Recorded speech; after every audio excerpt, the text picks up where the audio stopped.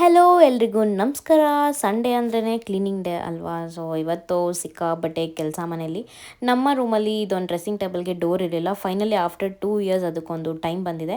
ನಮ್ಮ ಅಪ್ಪನೇ ಕಾರ್ಪೆಂಟರ್ ಆಗಿರೋದ್ರಿಂದ ಅವ್ರಿಗೆ ಫ್ರೀ ಸಿಕ್ತಾಗಲ್ಲ ಒಂದೊಂದು ಕೆಲಸ ನಡೀತಾ ಇರುತ್ತೆ ಮನೇಲಿ. ಇವತ್ತು ಅವರು ಆ ಕಡೆ ಕೆಲಸ ಮಾಡ್ತಿದ್ರೆ ಇಲ್ಲಿ ನಾವೆಲ್ಲ ಆರ್ಗನೈಸ್ ಮಾಡ್ಕೋತಾ ಇದ್ವಿ. ನಾನು ಎಸ್ಪೆಷಲಿ ಇವಳು ಈ ಥರ ಫೋನ್ ನೋಡಿಕೊಂಡೇ ಟೈಮ್ ವೇಸ್ಟ್ ಮಾಡ್ತಾ ಇದ್ಲು.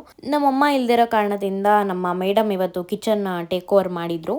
ಊಟ ಮಾಡಿಕೊಂಡು ಸ್ವಲ್ಪ ಹೊತ್ತು ಹಂಗೆ ರೆಸ್ಟ್ ಮಾಡಿ ಮತ್ತೆ ಕೆಲಸ ಸ್ಟಾರ್ಟ್ ಮಾಡಿದ್ವಿ.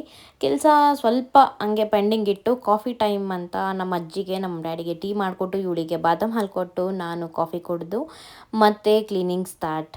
ಸೊ ಇವತ್ತಂತೂ ಸಿಕ್ಕಾಪಟ್ಟೆ ಕೆಲಸ ಆಯಿತು ಬೆಳಗ್ಗೆಯಿಂದ ಸಂಜೆವರೆಗೂ. ಇವಾಗ ಒಂದು ಹಾಫ್ ಆನ್ ಅವರ್ ಮುಂಚೆ ಒಂದು 9 o'clock ಕೆಲಸ ಮುಗ್ದಿದ್ದು.